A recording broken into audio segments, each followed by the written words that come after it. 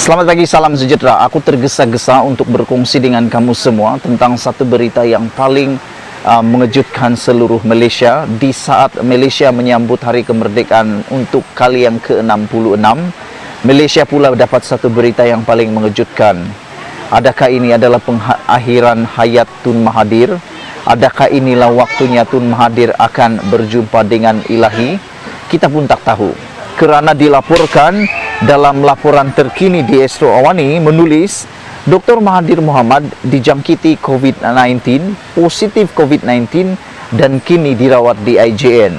Dan kita pasti Tun Mahathir adalah sudah berusia 97 tahun. Bagi seorang yang sudah berusia dengan umur yang begitu lanjut, sekiranya beliau dijangkiti COVID-19, nasibnya amat tak dapat dijangka. Lebih-lebih lagi Mahathir baru sahaja sembuh untuk penyakit jantungnya. Dan kamu mungkin masih ingat baru-baru ini Mahathir Mohamad telah dimasukkan ke IJN juga untuk pembedahan yang agak kritikal kerana terkait juga dengan jantung beliau. Menurut laporan ini, bekas Perdana Menteri Tun Dr. Mahathir Mohamad dilaporkan positif jangkitan COVID-19. Dalam satu kenyataan ringkas oleh pejabat beliau di laman media sosialnya, ahli Parlimen Langkawi itu telah dimasukkan ke IJN bagi tujuan pemantauan selama beberapa hari. Kenyataan pejabat Perdana Menteri, pejabat Dr. Mahathir itu turut menyebut bahawa tindakan itu dibuat berdasarkan nasihat pasukan keselamatan beliau. Jadi kita semua rakyat Malaysia, tak pedulilah anda suka atau tidak Tun Mahathir, kita kena mengakui bahawa Tun Mahathir memang legend Malaysia, orang yang paling bertanggungjawab membawa Malaysia maju sehingga ke hari ini. Kita berdoa supaya Tun Mahathir akan cepat sembuh, cepat sehat, dan beliau sempat lagi mengikuti PRU 15 nanti. Sekiranya Tun Mahathir kritikal dan tidak sempat untuk mengikuti PRU 15, agak-agaknya nanti siapakah yang akan menggantikan tempatnya di Parlimen Langkawi? Adakah salah seorang daripada anak Tun Mahathir akan memasuki atau menggantikan Tun Mahathir di kawasan Langkawi? Ataupun adakah Parti Pejuang akan berpecah pula? Kerana Parti Pejuang banyak bergantung kepada jasa dan pengaruh Tun Mahathir Mohamad. Tetapi jangan kita lupa, dalam Parti Pejuang, pemimpin-pemimpinnya adalah semuanya hebat-hebat belaka. Walaupun Tun Mahathir tiada, aku fikir masih ada yang banyak boleh menggantikannya. Jadi hari ini, itulah dia laporan yang paling mengejutkan kita di saat kita menyambut Hari Kebangsaan untuk kali ke-65, 66. Kita pula mendengar berita bahawa Tun Dr. Mahathir positif COVID-19 dan kini dirawat di IJN. Kita akan ikuti terus perkembangan demi perkembangan. Jangan lupa tinggalkan komen anda untuk mendoakan Tun Mahathir Mohamad di ruangan komen, dan juga jangan juga lupa untuk mengikuti terus channel ini untuk mengetahui perkembangan dari semasa ke semasa. Saya Nazilin Unity, kita jumpa lagi, bye bye. Selamat pagi, salam sejahtera. 8 bekas Presiden Majlis Peguam Gesar AJ bertindak fitnah terhadap hakim.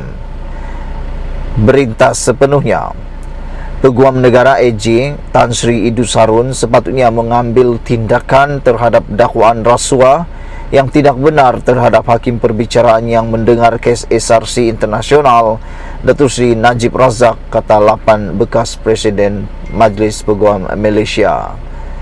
Dalam kenyataan, dengan kata-kata keras untuk mempertahankan badan kehakiman yang sedang diserang selepas Najib didapati bersalah dalam kes SRC, 8 bekas presiden itu mengkritik potensi tindakan jenayah oleh mereka yang telah membuat dakwaan palsu terhadap hakim bicara SRC. 8 bekas presiden itu berkata, dakwaan palsu rasuah terhadap Datuk Muhammad Nazlan Muhammad Ghazali, hakim yang telah mendengar dan memutuskan kes SRC, adalah keterlaluan dan palsu.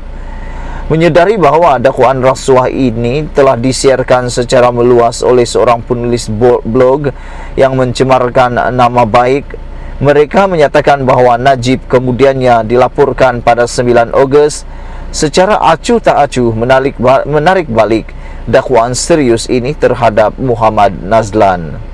Mereka mencadangkan serangan terhadap hakim boleh menjadi satu jenayah, sekaligus menunjukkan bahawa dalam dakwaan rasuah terhadap Muhammad Nazlan adalah palsu dan sebenarnya menyerang seluruh badan kehakiman. Sukar untuk mencari fitnah yang lebih besar yang ditimbulkan terhadap hakim bicara yang pada pandangan kami mempunyai akibat jenayah. Ini bukan sahaja serangan tidak berasas terhadap hakim yang arif, tetapi ia adalah serangan ke atas seluruh badan kehakiman, kata mereka dalam satu kenyataan 7 muka surat. Sambil menyatakan bahawa peguam negara ini ketika ini adalah bekas hakim Mahkamah Persekutuan. Mereka berkata Idrus mesti menghargai kesan atau akibat daripada serangan sedemikian terhadap badan kehakiman. Kami percaya dia akan bertindak atas dakwaan palsu ini, kata mereka menurut laporan Malaysia Kini.